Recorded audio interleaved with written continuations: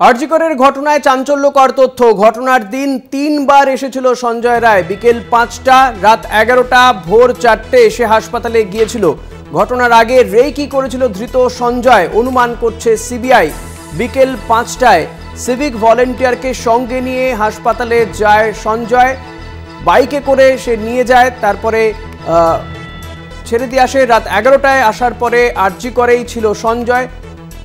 ঘটনার পর আরজিকর ছেড়ে বেরিয়ে যায় সঞ্জয়। সূত্র মারফত জানা যাচ্ছে রাত ১১টায় এমার্জেন্সি বিভাগে যায় সঞ্জয়।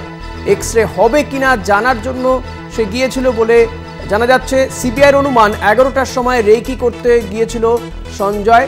সঞ্জয়ের বয়ান ও সিসি ক্যামেরা ফুটেজ খতিয়ে দেখছে সিবিআই আধিকারিকরা। আরজিকরে ঘটনার দিন তিনবার সে হাসপাতালে গিয়েছিল, এমনই চাঞ্চল্যকর তথ্য উঠে এসেছে।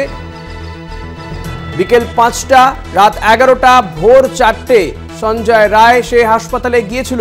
ঘটনার আগে রেকি করেছিল ধৃত সঞ্জয়, এমনটাই অনুমান করছে সিবিআই। বিকেল ৫টায় সিভিক ভলেন্টিয়ারকে সঙ্গে নিয়ে তারপর আরজিকর ছেড়ে বাইক নিয়ে বেরিয়ে যায়। রাত ১১টায় পরে সে আবার আরজিকরে যায়। ঘটনার পর আরজিকর ছেড়ে বেরিয়ে যায় সঞ্জয়। রাত ১১টায় ইমার্জেন্সি বিভাগে গিয়েছিল সঞ্জয়। এক্স রে হবে কিনা জানার জন্য সে সেখানে যায় বলে জানা যাচ্ছে। অনুমান ১১টার সময় রেকি করতে যায় হাসপাতালে।